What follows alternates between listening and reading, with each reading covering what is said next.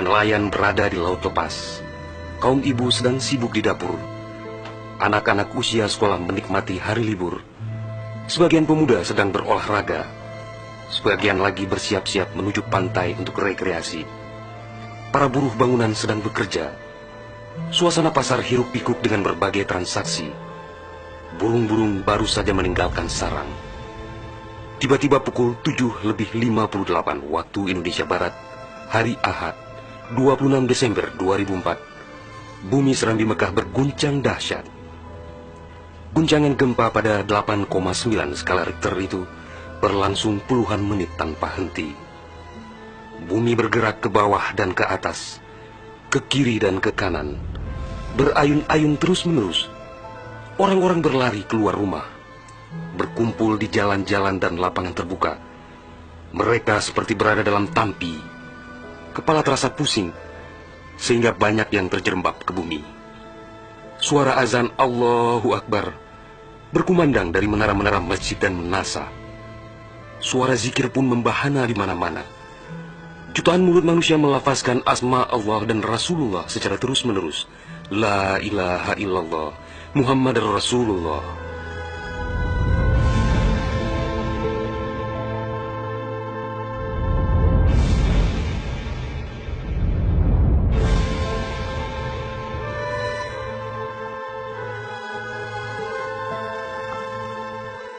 Seusai gempa dahsyat itu, sebagian orang pergi untuk melihat-lihat situasi, karena terbetik kabar bahwa di tempat tertentu ada bangunan yang rubuh, ada tanah yang terbelah, dan ada pula rumah yang ditelan bumi.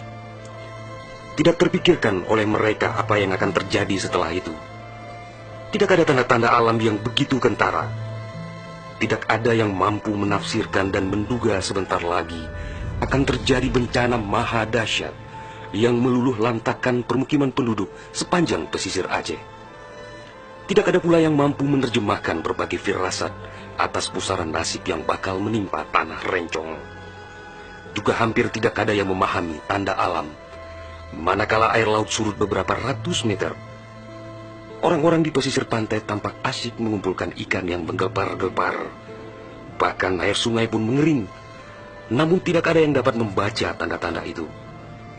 Mereka seakan melupakan gempa yang baru berlalu.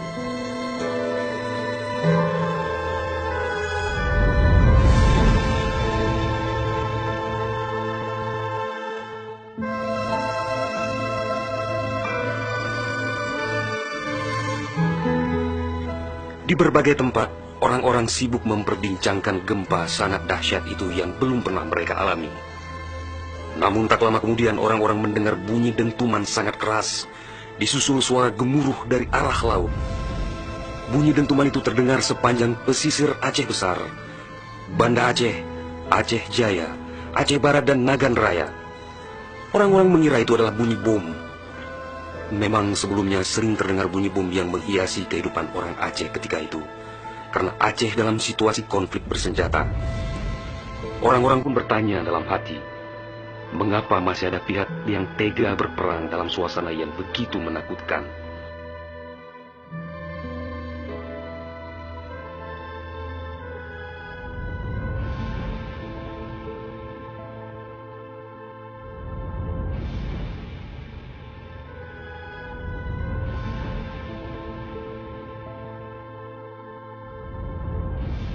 Orang-orang mengira pagi itu hanya sekedar gempa. Mereka sama sekali tidak menduga bahwa bunyi dentuman keras tersebut adalah akibat patahan lempengan bumi yang berpusat di Samudra Indonesia, sekitar 149 km sebelah selatan Calang Aceh Jaya. Dan itulah penyebab gempa. Di samping kehendak Allah pemilik alam semesta, belum sempat mereka bernafas lega akibat gempa. Dalam suasana gebalau dan kucar kacir itu, tiba-tiba daratan diterjang air laut. Air berwarna hitam pekat itu datang sangat tiba-tiba dengan suara gemuruh yang menakutkan. Ia berlari sangat cepat, menerjang apa saja yang dilaluinya. Di tempat-tempat tertentu air mencapai ketinggian 18 meter. Bahkan ada yang mencapai 35 meter, seperti di kawasan Loknga. Dari jauh air yang beringas itu tampak bagaikan rupa naga yang menggeliat-geliat mencari mangsa. Air dengan kecepatan 900 km per jam itu bagaikan bulldozer yang melumut apa saja yang ditemuinya. Orang-orang berusaha menyelamatkan diri dengan berbagai cara. Namun hampir semua orang, hewan-hewan, benda-benda, rumah, lakbatat kaye bate, digulung air itu tanpa kecuali. Semua wilayah yang dilaluinya pun hancur berkeping-keping. Air laut yang datang menyamai kecepatan pesawat terbang itu, ternyata namanya tsunami.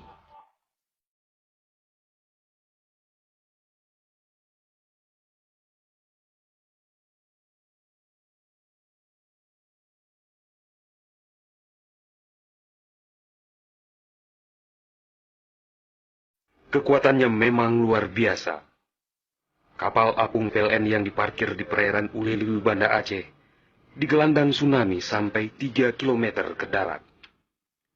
Kapal itu sekarang menjadi objek wisata tsunami. Demikian juga kapal angkut Semdalas milik PT SAI diseretnya ke atas badan jalan negara Banda Aceh melabuh di Lokna. Kapal-kapal nelayan ukuran besar yang diparkir pelabuhan ikan di Lampulo, Banda Aceh, banyak yang terdampar ke pusat kota. Termasuk mesin cetak harian Serambi Indonesia dikerungcut di bawah tsunami sejauh 1 km. Kendaraan roda 4 hancur tak berwujud. Rumah dan toko-toko serta bangunan lain yang kokoh pun hancur lebur rata dengan tanah. Semuanya di luar dugaan manusia, seakan sebuah mimpi buruk yang sangat langka.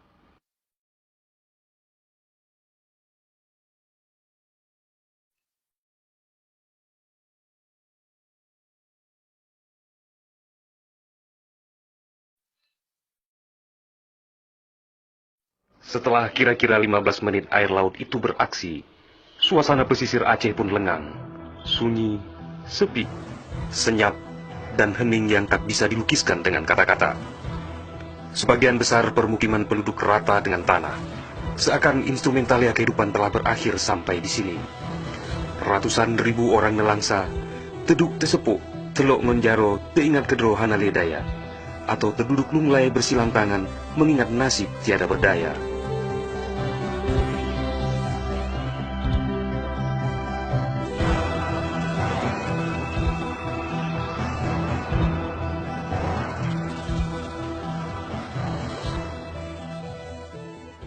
Tsunami yang diakibatkan gempa tektonik itu juga melanda Malaysia, Thailand, India, Maladewa, Sri Lanka,